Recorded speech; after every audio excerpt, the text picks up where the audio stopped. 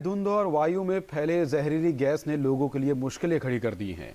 ये धुंध स्वास्थ्य पर बहुत बुरा असर डाल रही है। पिछले 3 दिनों से दिल्ली एनसीआर में धुंध छाया हुआ है। ये धुंध लोगों के स्वास्थ्य पर बुरा प्रभाव डाल रहा है।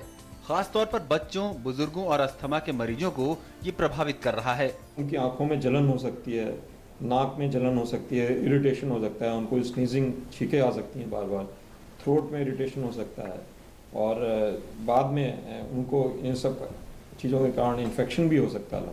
ये एक रिस्क फैक्टर है इन्फेक्शन के लिए भी, अपर रेस्पिरेटरी ट्रैक्ट इन्फेक्शन के लिए।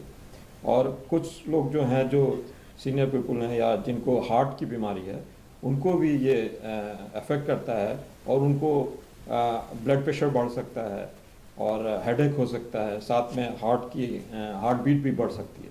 तो ये चीज़ें जो पूरी बॉडी को पॉल्यूशन अफेक्ट करता है। डॉक्टरों का कहना है कि वातावरण में फैली जहरीली गैस से बचाव ही सबसे बेहतर उपाय है।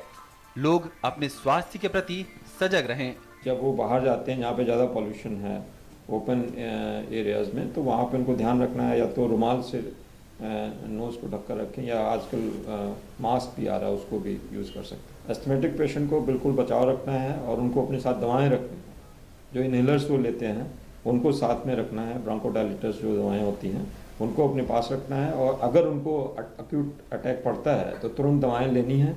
दिल्ली के आसपास हरियाणा और पंजाब और some part of Uttar Pradesh, जहाँ काफ़ी लोग इस समय खेतों में आग लगा देते हैं, जो उनके क्रॉप्स के बाद जो चीज़ें बचती हैं खेतों में, उनको आग लगा देते हैं और उसके कारण काफ़ी पॉल्यूशन और धुआं, स्मोक दिल्ली में आता है। तो ये बचाव करना है, ये हमें प्रिवेंशन करना है। दिल्ली के आसपास के राज्यों के खेतों में खुले में पराली की घटनाओं और दिवाली में छोड़े गए पटाखे धुंध और वायु प्रदूषण के लिए जिम्मेदार हैं। जाहिर है, लोगों को स्वस्थ रहना है तो पर्यावरण को प्रदूषित होने से बचाना होगा। इसके लिए सबको मिलकर काम करने की जरूरत है। Nitendra Singh, DD news.